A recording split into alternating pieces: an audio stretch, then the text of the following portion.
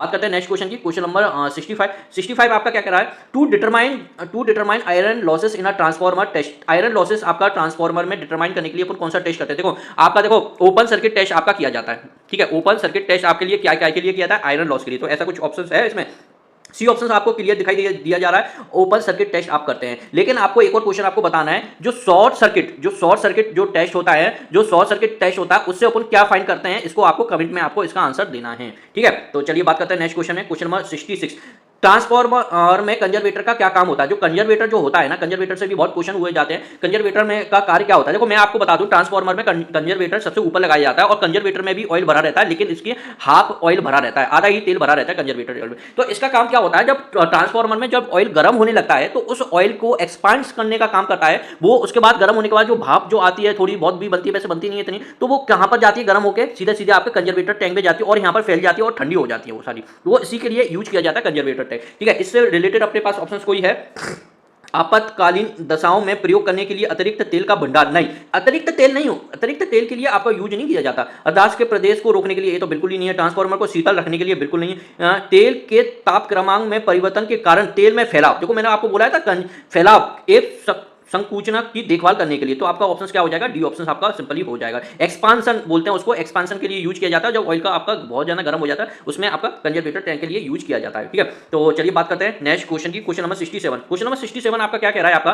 Transformer में सर्वक का कार्य क्या होता है। का मतलब आपका ब्रीतर का कार्य क्या होता है ट्रांसफार्मर में, आपको पूछ लिया। देखो ब्रीतर का कार्य मैंने आपको बहुत बार बताया हुआ है। जो ऑयल, जो एयर लेने के, जैसे अपन सांस लेते हैं, सांस में अपन ऑक्सीजन लेते हैं ना, ऐसे ही अपन ट्रांसफार्मर भी सांस लेता है। तो सांस में क्या लेता है, वो एयर लेता है, लेकिन उसमें एयर को फिल्टर करना होता है, मॉइस्चर होता है एयर के अंदर, अपना क्या होता है, मॉइस्चर होता है। तो मॉइस्चर को निकालने के लिए काम करते हैं अपन काय का, ब्रीतर का।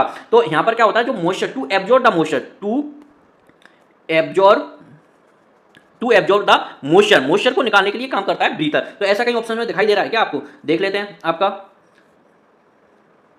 ट्रांसफार्मर में जब वायु प्रवेश करती है तो उसकी अदशा से बचानी, ट्रांसफार्मर ऑयल को फिल्टर करने के लिए बिल्कुल नहीं, ट्रांसफार्मर की क्षमता को बढ़ाने के लिए बिल्कुल नहीं। तो इसका आंसर क्या हो जाएगा आपका, बी ऑप्शन आपका हो जाएगा। कुंडली के शीतलन हेतु वायु प्रदान करने के लिए बिल्कुल नहीं। तो इसका क्या आंसर हो जाएगा आपका, सिंपली आपका बी ऑप्शन हो जाएगा। ट्रांसफार्मर में जब वायु प्रवेश करती है, मतलब एयर प्रवेश करती है, तो उसकी अर्धता से मॉइस्चर से बचाने के लिए उसको कार्य करता है। तो इसका आंसर क्या हो जाएगा आपका, बी हो जाएगा, ठीक है। तो 67 का आंसर आपका क्या हो जाएगा, बी ऑप्शन हो जाएगा, ठीक है। इसके भी अंदर आप देख सकते हो, ठीक है, बी ऑप्शन हो जाएगा। चलिए बात करते हैं नेक्स्ट ऑप्शन क्वेश्चन की, क्वेश्चन नंबर 68 की। 68 क्वेश्चन आपका क्या कह रहा है, ट्रांसफार्मर में कोर अच्छी गुणवत्ता वाले पदार्थ का बना होता है, जैसे कि सीआरजीओ, बिल्कुल सीआरजीओ की कोर बनी होती है, बिल्कुल इस्तेमाल ताकि न्यूनतम किया जा सके। सीआरजीओ की कोर हम क्यों बनाते हैं भैया, हिस्टेरिस लॉस को कम करने के लिए। तो ऐसा कोई ऑप्शन दिखाई दे रहा है क्या, पहला क्वेश्चन ऑप्शन नंबर सी दिखाई दे रहा है, हिस्टेरिस हानि के लिए अपन करते हैं सीआरजीओ की। तो ये तो बहुत सिंपल क्वेश्चन आ गया, तो इसका आंसर क्या हो जाएगा, सी ऑप्शन आपका हो जाएगा। बात करते हैं नेक्स्ट क्वेश्चन की, क्वेश्चन नंबर 69। क्वेश्चन नंबर 69 आपका क्या कह रहा है, थोड़ा न्यूमेरिकल टाइप क्वेश्चन है, ठीक है। क्वेश्चन नंबर 69, ठीक है। आप चलिए समझते हैं इसको। क्वेश्चन नंबर 69, एक मतलब सिंगल फेज ट्रांसफार्मर में प्राइमरी आपको 400 वोल्ट लपेटर, मतलब N1 की वैल्यू, आपको नंबर ऑफ टर्न्स की वैल्यू प्राइमरी साइड क्या है 400 है, A1 सेकेंडरी पर 50 लपेटर है और सेकेंडरी साइड आपको 50 नंबर ऑफ टर्न्स दी है। कोर का क्रॉस सेक्शन क्षेत्र आपको एरिया दे दिया 80 सेंटीमीटर और फ्लेक्स घनत्व तो आपको 12 वेबर पर सेंटीमीटर स्क्वायर दे दिया है। यदि 440 वोल्ट 50 हर्ट्ज एसी आपूर्ति प्राइमरी साइड की जाती है तो ट्रांसफार्मर में सेकेंडरी साइड पर प्रेरित ईएमएफ एवं आवृत्ति क्या होगी। देखो पहले तो आप इसको ऑप्शंस में से ही दो ऑप्शंस तो पहले भगा दीजिए, क्योंकि देखो उसके अंदर क्या है, आवृत्ति पूछी हुई है। तो आवृत्ति में क्या होता है, आपका ट्रांसफार्मर कभी भी आवृत्ति फ्रीक्वेंसी तो चेंज करता नहीं है। तो आपकी 25 फ्रीक्वेंसी कहां से आ गई ऑप्शंस में से, इनमें से कोई नहीं, ए हो सकता है, चलो कोई बात नहीं। मतलब ए, बी और डी, मतलब सी ऑप्शन तो आपका बिल्कुल भी नहीं होना चाहिए, तुक्का लगाना हो बिना पढ़े तो, ठीक है। अब आपको E2 की वैल्यू पूछी हुई है, सेकेंडरी साइड में ईएमएफ की वैल्यू पूछी हुई है, नो प्रॉब्लम निकाल देंगे। ईएमएफ मतलब आपको देखो पहली बात मैं बता दूं, यहां पर क्या होता है E1 अपॉन E2, ये क्या होता है आपका, देखो आपने एक जनरली इक्वेशन तो आपने पढ़ी होगी 4.445 m, ठीक है। और इसमें फ्लक्स हो गया, आपकी फ्रीक्वेंसी आ गई, नंबर ऑफ टर्न्स आ गई और क्रॉस सेक्शन एरिया आ गया, ठीक है। ये आपकी इक्वेशन होती है ट्रांसफार्मर के अंदर, ठीक है। अब क्या कह रहा है इसमें, E2 की वैल्यू आपकी पूछी जा रही है। देखो क्या होता है इसके अंदर, आप ऐसे लिख सकते हो इसको E2 अपॉन E1 ही लिख लो, कोई बात नहीं, ठीक है। E2 अपॉन E1 4.445 mm, 5, ठीक है, ये सेम है, ठीक है। एरिया आपका क्रॉस सेक्शन एरिया आपका सेम है, ठीक है। ये सेकेंडरी साइड का, ठीक है, E2 कर दो, इसको भी E2 कर दो, फ्रीक्वेंसी सेकंड साइड की है, ठीक है। और आपका नंबर ऑफ टर्न्स कितना है, N2 कर दो इसको, ठीक है, अभी के लिए, ठीक है। ऐसे ही आपको सेम इक्वेशन आएगी 4.445 m बनाएगा, ए 1 आएगा। ये देखो एरिया तो आपका सेम रहेगा, 5 भी आपका सेम रहेगा, फ्रीक्वेंसी आपकी 1 की ए भी सेम रहेगी, आपका नंबर ऑफ टर्न्स ए अलग है, ठीक है। तो ये तो सारी चीजें आपसे कट जाएंगी ना आपस में, एरिया से कट जाएगा, ठीक है, और फ्रीक्वेंसी से कट जाएगी सेम है। तो ये सारी वैल्यू का कोई मतलब ही नहीं है इस क्वेश्चन के अंदर, पहली बात मैं आपको बता दूं। ठीक है, तो इसमें अब आपको करना क्या है, E2 की वैल्यू निकालनी है। E2 equal to E2 upon E1 था। ठीक है, तो E1 को ऊपर पहुंचाएंगे तो क्या हो जाएगा, इक्वल टू E1 हो जाएगा। तो मैं आपको समझा रहा हूं, तो स्क्रीन बहुत छोटी है तो इसलिए मैं आपको बार बार रफ करना पड़ रहा है। E1 ठीक है, इंटू E2 क्या हो जाएगा आपका, E2 equal to E1। E1 आपको क्या दिया हुआ है, E1 की वैल्यू आपको दे रखी है आपको 440। ठीक है, तो यहाँ पर E2 की जगह क्या आ जाएगा 440 इंटू इंटू इंटू यहाँ पर ये 50 लपेटन 50 अपॉन आपकी 400। ठीक है, जीरो से जीरो कट गई, जीरो से जीरो कट गई, 4 एकन 4, 4 एकन 4, तो 11 इंटू 5, ये इसका आंसर आएगा 55। 55 ठीक है, तो ये ऑप्शन किस में है आपका, बी ऑप्शन में आपको दिखाई दे रहा होगा 55 वोल्ट। तो कुल मिला के मैं आपको सिर्फ इसलिए ये समझाना चाह रहा हूँ इस क्वेश्चन में आपको ये सारी वैल्यूज का यूज करना ही नहीं था एक्चुअल में, सिर्फ आपको n2 अपॉन n1 के अकॉर्डिंग ही आपको आंसर निकालना था और कुछ निकालना ही नहीं था। ठीक है, तो देखो मैं अगर इसको एक ही लाइन में अगर इसको करता तो कैसे करता। ठीक है, इसको मैं सीधा सीधा लिखता 444 ए दे दिया है, 440 ए दे दिया है आपकी। देखो ये प्राइमरी और ये सेकेंडरी ये आपको दे दिया है, तो ऊपर क्या आएगी आपकी E2 निकालना है तो ये ऊपर आएगी और नीचे अपन की नीचे आएगी ये 400। तो इसको आप सॉल्व करोगे तो सिंपल आपका 55 आपका आंसर आ रहा है। तो इसमें ये न्यूमेरिकल का क्वेश्चन थोड़ा सा बड़ा है, बाकी की आपका सॉल्व करने में इसको ज्यादा सेकंड नहीं लगेंगे, मात्र 10 से 15 सेकंड इसमें सॉल्व करने में लगेंगे, जो कि इसका आंसर आ जाएगा बी ऑप्शन। ठीक है, चलिए बात करते हैं नेक्स्ट क्वेश्चन की, क्वेश्चन नंबर 70। क्वेश्चन नंबर 70 आपका क्या कह रहा है, क्वेश्चन नंबर 70 आपका क्या कह रहा है, ट्रांसफॉर्मर में लोहा कोर प्रदान किया जाता है निम्न के लिए। लोहा जो कोर होती है आपकी आयरन की बनाई जाती है, वो काय के लिए बनाई जाती है, आपकी रिलेक्टेंस कम करने के लिए आपकी बनाई जाती है, अपन को तो इतना पता है। चुंबकीय पथ रिलेक्टेंस को कम करने के लिए, तो पहला ही ऑप्शन आपका मिल गया, तो यही ऑप्शन सही है। चलिए आगे ऑप्शन और पढ़ लेते हैं। एडी धारा एवं स्टोरेज धारा हानियों को कम करने के लिए, और प्राइमरी एवं सेकेंडरी बाइंडिंग के मध्य कपलिंग प्रदान करने के लिए, ये तो ऑप्शन बिल्कुल नहीं। चुंबकीय धारा बढ़ाने के लिए बिल्कुल नहीं। एडी धारा एवं हिस्टेरिस धारा हानियां, ये तो बिल्कुल ही नहीं है। तो आपका ऑप्शन नंबर यही आपको पता हो जाएगा। अगर आपको कॉन्सेप्ट याद होंगे तो आप बिना पढ़े ही आप क्या लगा दोगे, आप ये लगा दोगे। ठीक है, तो इसका क्या हो जाएगा, चुंबकीय पथ रिलेक्टेंस को कम करने के लिए आपका क्या होता है, मतलब यहाँ पर रिलेक्टेंस के अंदर जो रिलेक्टेंस होता है उसको कम करने के लिए अपन यूज करते हैं लोहा की प्रदान। क्वेश्चन नंबर 71 आपका क्या कह रहा है, आपका एक ट्रांसफार्मर शुद्ध प्रतिरोध एकक शक्ति गुणांक भार आपूर्ति कर रहा है। ट्रांसफार्मर का शक्ति गुणांक होगा, ट्रांसफार्मर का देखो इसमें क्या दिया हुआ है, शुद्ध प्रतिरोध। ठीक है, शुद्ध प्रतिरोध का जो लोड होता है वो आपका क्या होता है, रेजिस्टेंस में प्योरली। तो पावर फैक्टर क्या होता है, प्योरली रेजिस्टिव सर्किट का क्या होता है, 1 होता है। ठीक है, लेकिन ये आपका किसमें होता है, आपका आइडियल कंडीशन के अंदर होता है। तो मतलब ये कहने का मतलब ये है कि आपका जो पावर फैक्टर होगा, जो नजदीकी जो 1 ऑप्शन होगा वही होगा। देखो इसमें क्या होता है, ये लैगिंग होता है। तो लीडिंग वाला तो ऑप्शन आप हटा ही दीजिए और इसको हटा दीजिए। एक अगर हमारी आइडियल कंडीशन में होता है तो इसका ऑप्शन क्या हो जाएगा, बी ऑप्शन आपका बन जाएगा। ठीक है, तो इसका आंसर क्या हो जाएगा, बी। आपसे पूछ क्या रहा है, ये पावर फैक्टर पूछ रहा है। जब आपका शुद्ध प्रतिरोध, ये लाइन बहुत इंपॉर्टेंट है, शुद्ध प्रतिरोध मतलब प्योर रेजिस्टिव सर्किट में आपको बताना है, प्योर रेजिस्टिव सर्किट में आपका पावर फैक्टर क्या होता है, 1 होता है ट्रांसफार्मर के। लेकिन ये क्या आपकी आइडियल कंडीशन होती है तब के लिए, तो इसका ऑप्शन क्या हो जाएगा, आपका बी ऑप्शन हो जाएगा 0.95 55। अगर आपको इसकी जगह 0.98 देते ना तो आपको ऑप्शन को 0.98 को आपको टिक करना है। ठीक है, चलिए बात करते हैं नेक्स्ट क्वेश्चन। क्वेश्चन नंबर 72 आपका क्या कह रहा है, आपका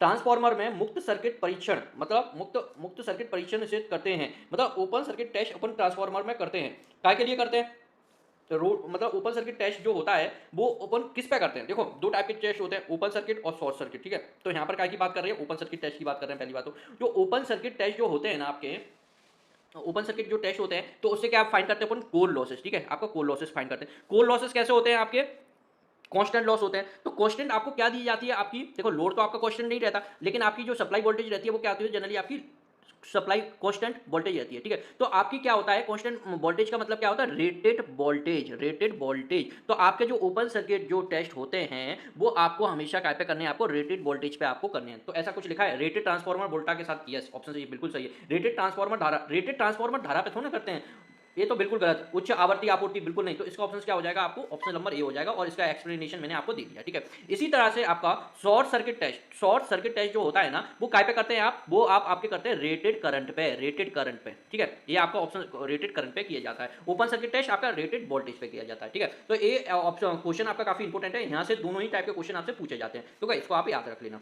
ठीक है, बात करते हैं नेक्स्ट क्वेश्चन की। क्वेश्चन नंबर आपका 73 आपका क्या कह रहा है, क्वेश्चन नंबर 73 क्या कह रहा है, आपका प्राइमरी बाइंडिंग के मध्य प्रभावित धारा के द्वारा उत्पन्न फ्लक्स किसमें प्रेरित करता है। देखो ट्रांसफार्मर आपका काय पे काम करता है, म्यूचुअल इंडक्शन पे काम करता है। म्यूचुअल का मतलब आपका इसमें आप सप्लाई दोगे, इसके सप्लाई की आपका फ्लक्स इसमें प्राइमरी सेकेंडरी बाइंडिंग में जाएगा। सेकेंडरी बाइंडिंग तब आपका लोड पे होगी तो उसकी वजह से भी एक और फ्लक्स जनरेट होगा, वो आपका काय में आएगा, आपका प्राइमरी में आएगा। तो प्राइमरी का सेकंड में, सेकेंडरी का प्राइमरी में, ये आपका आता है। तो इसमें क्या होता है, प्राइमरी एवं सेकेंडरी बाइंडिंग दोनों में ही प्रेरित होता है।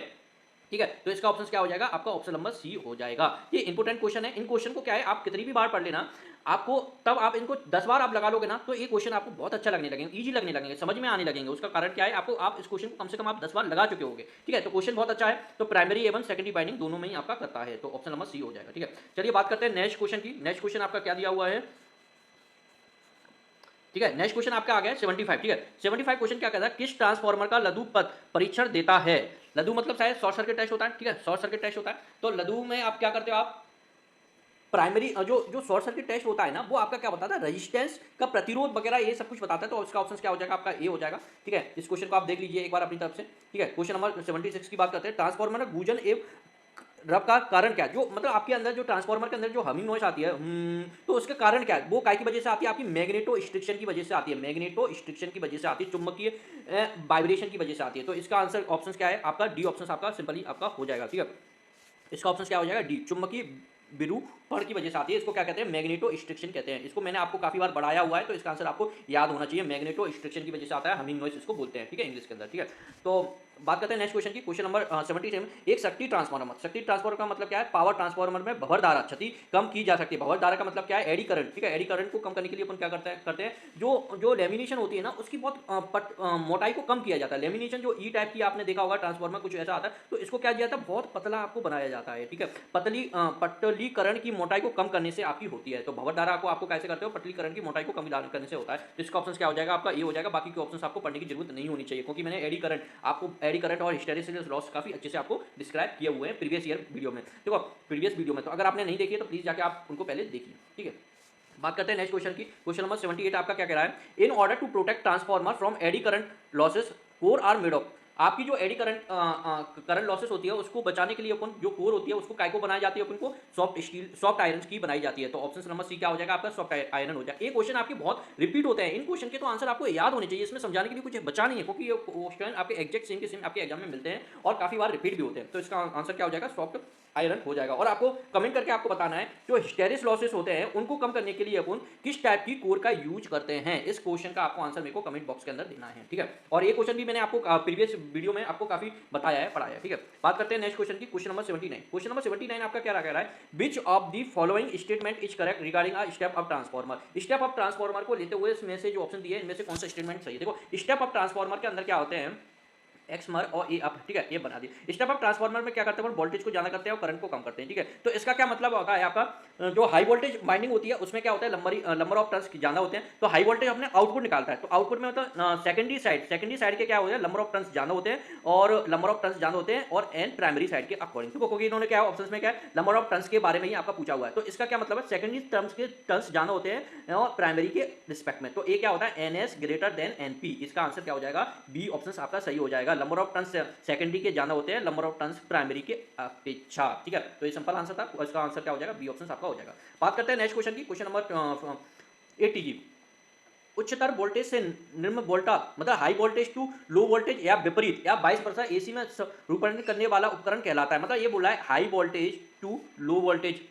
ठीक है, और low voltage to high voltage एक काम करने के लिए एक कौन करता है, स्टेप अप स्टेप डाउन, ये कौन सा यंत्र करता है इन ऑप्शंस में से। ऐसा काम अपना ट्रांसफार्मर ही तो करता है भैया, ट्रांसफार्मर ही तो करता है। तो इसका आंसर क्या हो जाएगा, आपका ट्रांसफार्मर। देखो एक ही ट्रांसफार्मर को आप क्या होता है, माना कि एक स्टेप अप ट्रांसफार्मर है, ठीक है, स्टेप अप आपका ट्रांसफार्मर है। ठीक है, तो स्टेप अप को अगर आप यहाँ से प्राइमरी दोगे और यहाँ पर सेकेंडरी निकालोगे, अगर आप इस बार इनपुट यहाँ से दोगे, आउटपुट यहाँ से निकालोगे, ये यहाँ पर इनपुट हो गया, यहाँ पर आउटपुट हो गया, यहाँ पर इनपुट हो गया। अब आपको समझ में आया। अगर देखो पहला केस ये है, अगर आपने यहाँ से इनपुट दिया, यहाँ से आउटपुट दिया, ठीक है, अगर आप इसी ट्रांसफार्मर के अंदर यहाँ से इनपुट दोगे और यहाँ से आउटपुट दोगे, तो ये क्या करेगा, ये उल्टा काम करेगा। अगर ये स्टेप अप ट्रांसफार्मर है, यहाँ को यहाँ पर क्या कर रहा है, स्टेप अप कर रहा है, तो यहाँ से क्या करेगा, स्टेप डाउन करेगा, तो उल्टा भी काम कर जाता है ट्रांसफार्मर। ठीक है, ये क्वेश्चन आपको रिपीट भी हो सकता है, इसलिए मैंने आपको बता दिया। अगर आपको मेरे वीडियो पसंद आ रहे हैं तो प्लीज लाइक कर सकते हैं मेरे वीडियो को, और मेरे चैनल को प्लीज सब्सक्राइब करें और ज्यादा से ज्यादा इसको शेयर करें। ठीक है, बात करते हैं नेक्स्ट क्वेश्चनों की, तो हम नेक्स्ट वीडियो में उसको डिस्कस करेंगे। ठीक है, आज के लिए इतना ही काफी है।